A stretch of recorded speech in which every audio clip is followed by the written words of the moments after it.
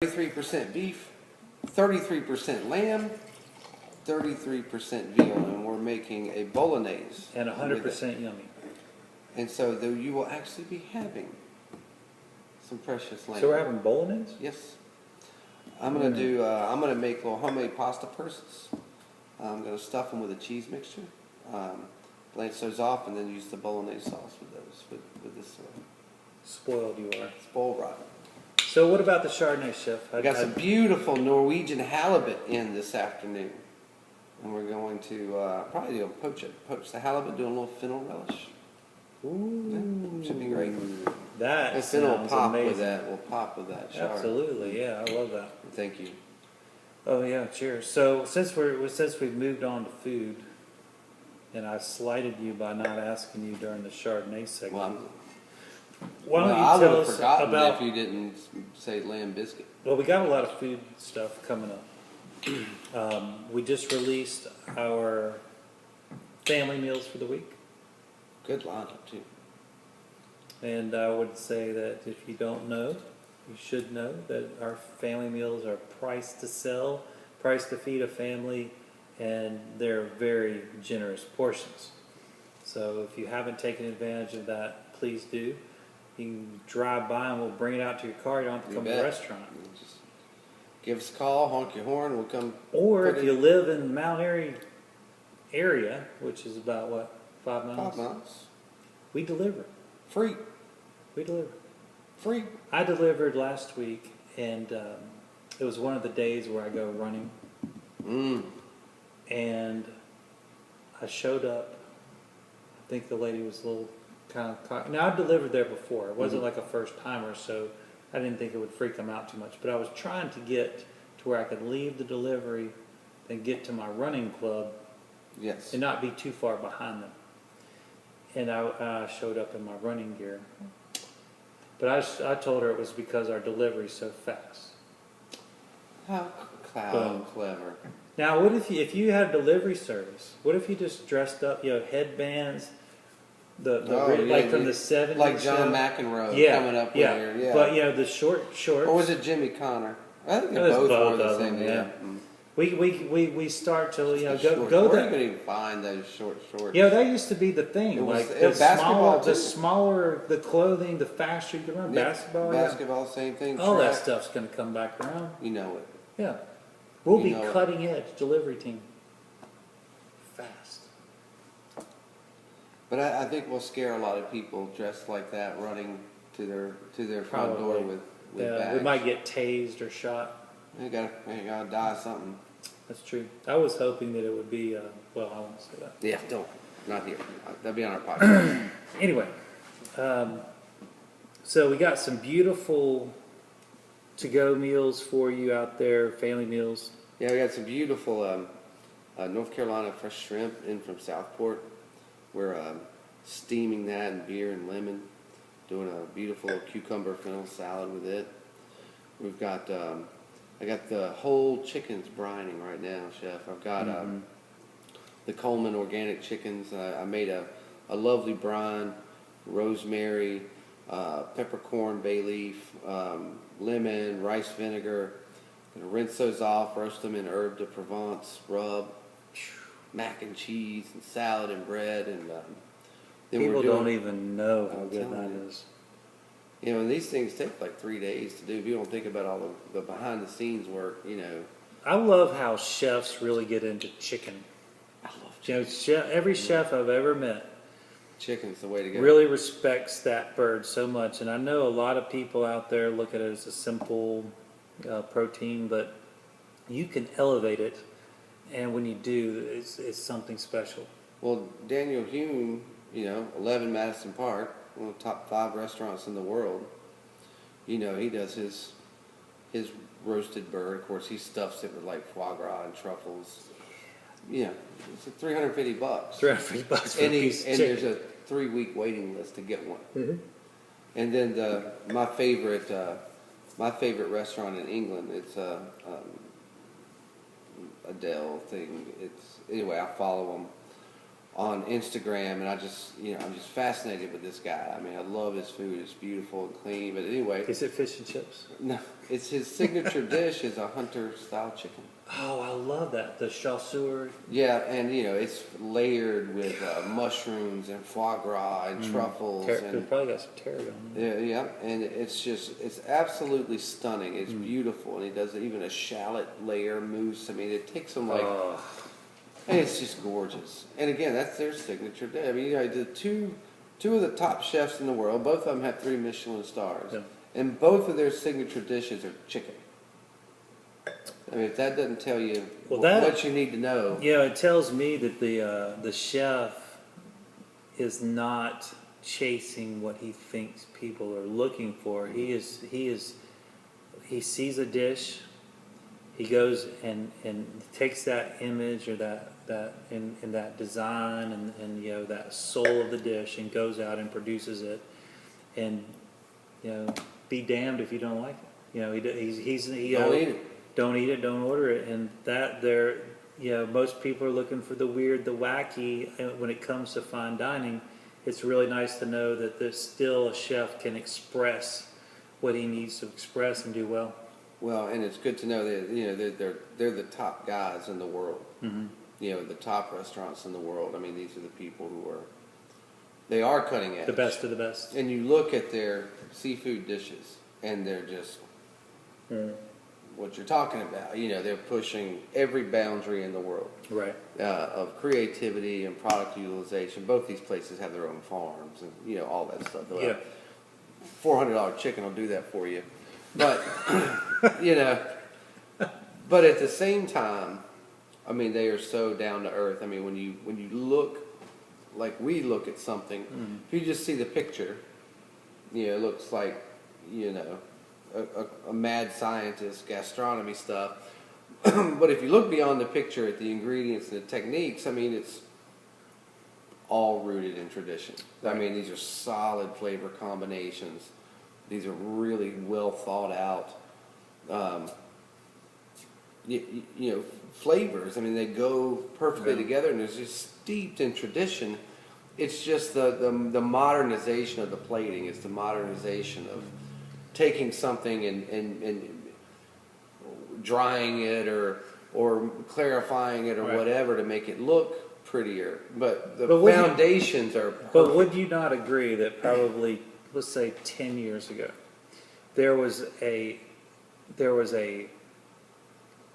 what does the food look like, not what it tastes like? I could not agree. There was probably a decade of that in fine dining. More. And how many no times, thought was given to how it. many times did we go to what people were saying, this is the best restaurant in this city kind of place, in a big city. I don't want to name names, I don't want to talk about Sure. And you'd go, and most beautiful food was put down in front of you. It did not taste good. It did not taste good. It wasn't seasoned. It wasn't. There weren't layers. There weren't layers of flavors. Exactly the season. There wasn't. There's no thought given to it. There was. The thought was visually. There wasn't. And what I was meaning by that, there really has to be some soul in there. It can't be laboratory. You can have a soul in laboratory. Your soul the top as guys a chef. have it. But there was, because people were chasing the laboratory side of things, they were forgetting the soul part. Does that make sense? No, I could not agree more. And you have so many young people who, I'm not gonna get on a rant here. Don't. But I might. But to me, it is the result of not paying dues. When you have these army of people who have tasks without knowledge, who have images without foundation. Yeah, foundation. And these cats can't make simple stuff. They don't, and you know why? Because they don't know how. Yeah. And they don't know why. All they know is what they know. But they don't want to know. They don't want to know, and they can't teach. That's the let's face it. If you desire knowledge, you'll find it. You'll find it. Has there ever been a better time? Right now, everybody wants look at me moments, but they don't want to know why and how to get there. Well, and furthermore, and So this now is, I'm ranting. well, even if they do, and I think there's a lot of people who do, but I'm just going to go ahead and say it. They don't want to put in the work. It's true. People are lazy. You know, they want to have the highest possible accolades for the absolute minimum amount of effort. And I think that's why, as a chef, when I transitioned into sommelier, and I'm not, I mean, sommeliers have to study and learn, but there's my position is more than just sommelier. I'm a front of the house manager, food and beverage manager type of person. So I'm in an area, a very rural area, where I'm ordering wines and things of that nature. And like all these distributors, like they were fascinated at how many questions I had for them about each time they showed me a wine. Because they weren't accustomed to people being curious, even asking about, no curiosity, wanting to actually know about what they were buying to sell to someone else. And What's that price? comes from What's price? It's something that I never thought of till you just brought it up. Yeah. And there's what's the price? How much can I get for it? How can I turn this around? Not anything about the product or why it would work with certain foods or anything like that. And is it organic? Is it sustainable? Ain't nothing. And so many times these distributors they did not know how to answer my questions. Which They were ill prepared. Yeah. So you're training them. And to allude to what you're saying is, there's a lot of lazy people out there, and we put our efforts into food and wine. That's what we do. And it's even, it's funny, even when people are curious, they're like, hey, tell me about this, or I think that's neat. I mean, like, you're 7 words in. Yeah. They're having a conversation with somebody just walking. I mean, it's not. Don't ask if you don't want to know. I mean, it's not just. I mean, it's everybody. Yeah. It's employees. It's clients. It's reps. Yeah.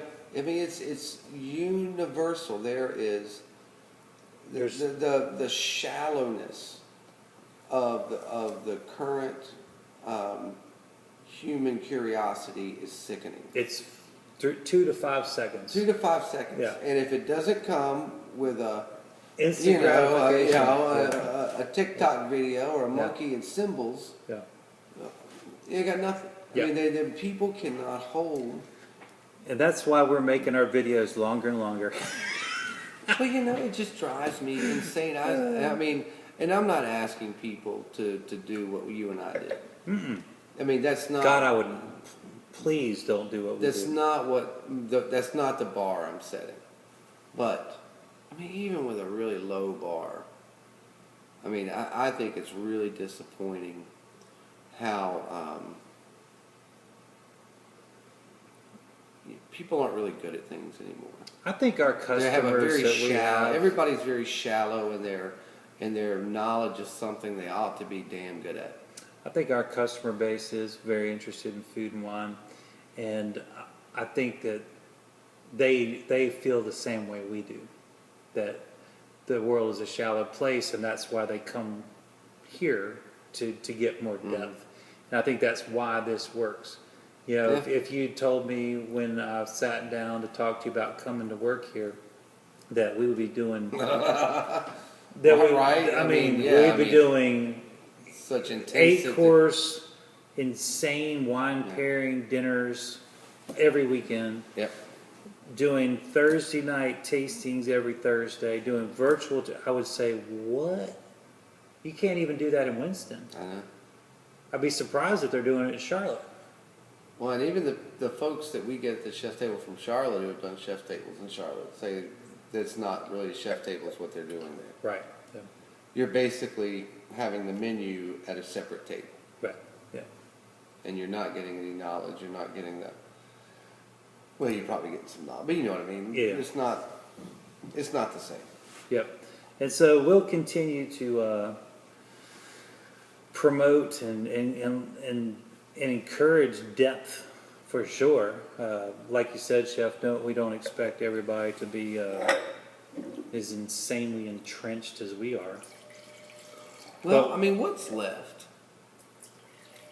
You know, I mean, I don't understand I get it that I don't know what people do with their time, except Well, we have more time than ever. more time than ever. People have more free time than ever. You have access to more than ever. We should be more cultured than ever. We should be more. And instead, the opposite is true. Yeah. We have developed these squirrel mentalities where, because I think our screen time, because we have access to so much simultaneously, you can get anything you want anytime you want. All you do is press a button, and you can see this and see that and see this. Everything's fast. Everything's fast, but it's also cheap. Yeah. Because none of it is real. So say, I need to know how to fix a deadbolt. Mm-hmm. So maybe you watch a YouTube video on how to, or maybe you watch 3, to do that, or something to that nature. Which is a good thing. That's one of the good things. That's what I mean. I mean, like, that's a good thing, and you learn a new skill. But to and you watch get someone dance. But I mean, most people are just like video games, dancing. Doesn't actually give you any. Well, you don't walk away any better for it.